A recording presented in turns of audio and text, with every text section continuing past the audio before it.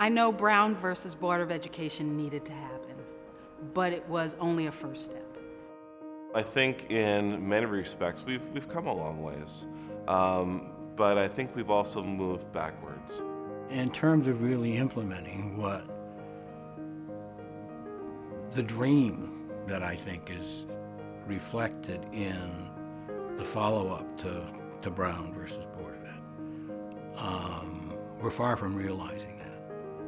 And we're far from realizing that on a wide and broad scale. We have seen greater resegregation of schools. We still have the issue of people living in isolated communities. Typically, the educational environment is going to be a reflection of resident makeup of that particular city or town.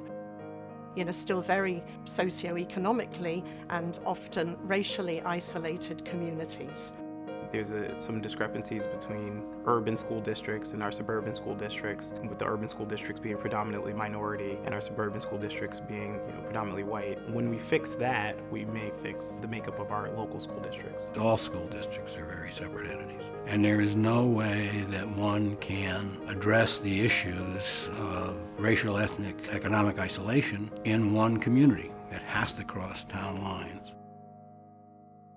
There isn't a single solution for all of the problems that are facing. How do we educate our children? That's why our magnet schools are more diverse, because we're pulling students from all types of different cities and different towns, whereas the local school districts are going to be largely a reflection of who actually lives there. I don't think the arrow points in one direction. I think there is a hub, a center, and that there are about 5 or 6 arrows that need to all come together into that center. I often think to myself, Rome fell from within. If we don't intentionally and more vigorously than ever push for strategies that will bring students and adults together so that we really do live as one nation, I see some real threats. There needs to be a community initiative, there needs to be an educational initiative, there needs to be a family support initiative. We need to make sure that students aren't coming to school hungry. We have to be looking at a broader coalition. How does housing fit in? How do other policies fit in? The political boundaries are artificial boundaries. The needs cross those boundaries, and the solutions have to. That is true. It works. The first few weeks, we absolutely talk about where we're from and the differences, and that diversity becomes really important because we all bring different perspectives. I remember one little girl saying, oh, all our skin color may be different, but we all have skin, and I've never forgotten that.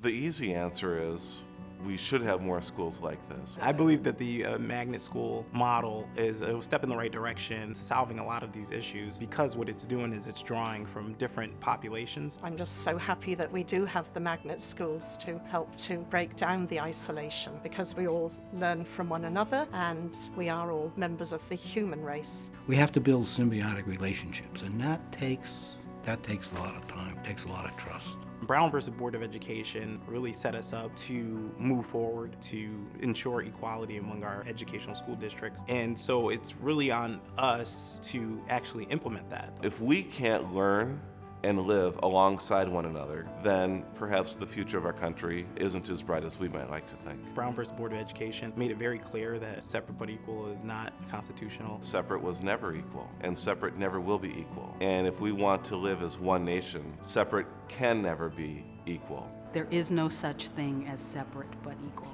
and I think they knew that. And that's why Brown versus Board of Education needed to happen. Brown versus Board of Education was the right thing to do.